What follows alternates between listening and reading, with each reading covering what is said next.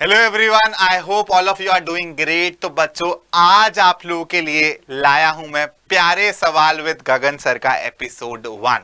तो क्या होने वाला है इन सेशंस में बच्चों, मैं आप लोगों के लिए ऐसे क्वेश्चंस लेकर आऊंगा जो आपकी फाउंडेशन को चेक करेंगे। दोबारा से रिपीट कर रहा हूं, आपकी फाउंडेशन और बेसिक्स को चेक करेंगे। मैं बार बार ही बोलता हूं, आप लोगों को बोर्ड का टॉपर बनाना मेरा मोटिव नहीं है। बोर्ड में तो हम लोग टॉप करेंगे ही करेंगे, लेकिन उसके साथ साथ आपको हायर क्लासेस में भी अच्छा करना है। जेई लेवल पे, नीट लेवल पे, जो भी कॉम्पिटिटिव एग्जाम्स आप आगे देते हो वहां भी आप टॉपर बनो। यूजुअली बच्चों ये होता है, बच्चों बोर्ड के एग्जाम्स में तो अच्छा कर लेते हैं, लेकिन आगे कॉम्पिटिटिव एग्जाम्स में जाके थोड़ा सा पीछे रह जाते हैं, क्योंकि एक्चुअली उनको फोकस ही सिर्फ होता है कि बोर्ड में अच्छा करना। उनको जो मेंटोर मिलता है, टीचर मिलता है, वो भी सिर्फ और सिर्फ उस टाइम पे ये फोकस करते हैं कि बच्चे के जैसे तैसे करके सिर्फ बोर्ड में मार्क्स आ जाए। लेकिन नहीं, मेरे हिसाब से सही तरीका नहीं है। सही तरीका है आपकी फाउंडेशन को स्ट्रॉन्ग करना, because 9th and 10th are foundation classes. तो आपको इस सीरीज में जो क्वेश्चंस देखने को मिलेंगे वो क्वेश्चंस आपको थोड़ा सा सोचने पे मजबूर करेंगे। 2-3 कॉन्सेप्ट्स के शायद इंटरलिंक्ड क्वेश्चंस होंगे, तो मजा आने वाला है। चलो आज का क्वेश्चन ट्राई करते हैं। ये क्वेश्चन मैंने आप लोगों से पहले भी पूछा हुआ है, होमवर्क में दिया था। शायद किसी बच्चे से ये क्वेश्चन सॉल्व नहीं हुआ, लेकिन कोई बात नहीं, आज हम देखेंगे इस क्वेश्चन का अच्छे से सॉल्यूशन, अच्छे से समझेंगे। जो बच्चे इस क्वेश्चन को पहली बारी देख रहे हैं, आप लोग यहां पे पॉज कर लो, इंफॉर्मेशन रीड करो और अपने आप से पहले इस क्वेश्चन को ट्राई करो।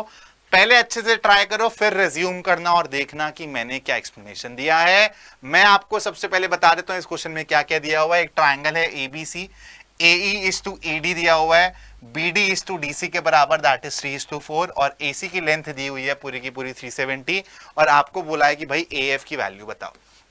तो बेटा मैंने आपको एक ऐसा क्वेश्चन कराया भी था जहां पे मैंने आपको बताया था आपको इसमें एक कंस्ट्रक्शन करनी पड़ेगी, आपको एक लाइन पैरेलल ड्रॉ करनी पड़ेगी EF के।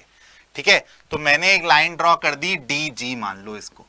ठीक है, अब बेटा जब आप ये वाला ट्राइंगल को देखोगे, ये वाले ट्रायंगल को देखोगे जहां पे EF इज पैरेलल टू क्या है, DG है, और बेटा ये दिया हुआ है 3:4 के बराबर। तो एक साइड से जब आप चलना चालू करते हो थर्ड साइड के पैरेलल, तो दूसरी साइड भी उसी रेशो में कटती है जिसमें पहली साइड कटी होती है। कन्वर्स ऑफ VPT सभी बच्चों को याद है। तो इन शॉर्ट ये भी 3:4 हो जाएगा। मतलब अगर मैं सिंपली लिखूं to AF is to FG is equal to what बेटा, 3:4। ठीक है, 3:4।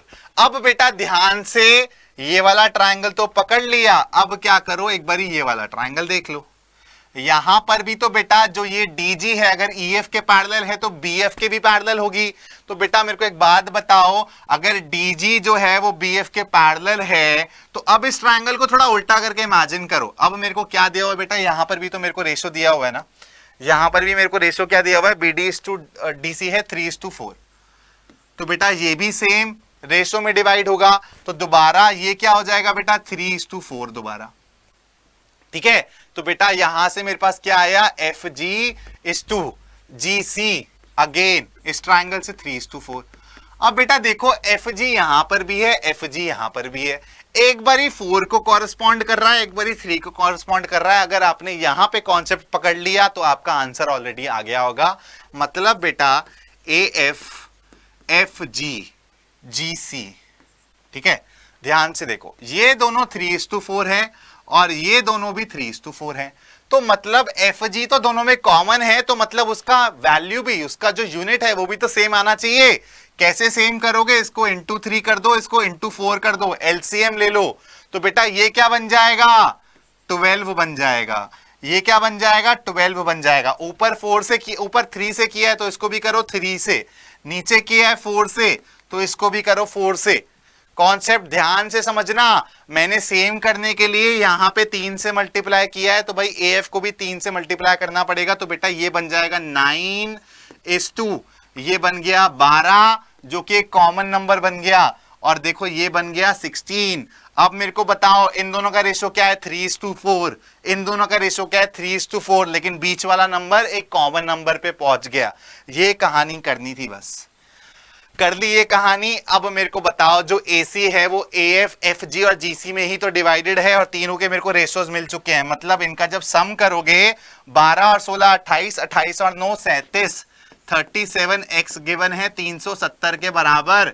ध्यान से देखो, तो AF की वैल्यू पूछी है, मतलब 9 की वैल्यू पूछी है, तो यहां से x आ गया मेरा 10 के बराबर। तो यहां से मेरे को 9x बताना है ना, तो 9x किसके बराबर हो जाएगा बेटा, 9 इंटू 10, दैट इज 90 मीटर इसका करेक्ट आंसर है। और आई थिंक जब मैंने आप लोगों से ये क्वेश्चन पूछा था तो 90 मीटर किसी का भी आंसर नहीं आया था। आप लोग तो ऐसे ऐसे ऑप्शन बोल रहे थे जो गिवन ऑप्शंस में था ही नहीं। तो अब मुझे बताओ, क्या ये क्वेश्चन देख के, क्या ये क्वेश्चन का सॉल्यूशन देख के फील आया? क्या ये क्वेश्चन आपके सिलेबस से हटके था? नहीं था ना। तो ऐसी चीजें लाऊंगा जो आपके सिलेबस का ही पार्ट है।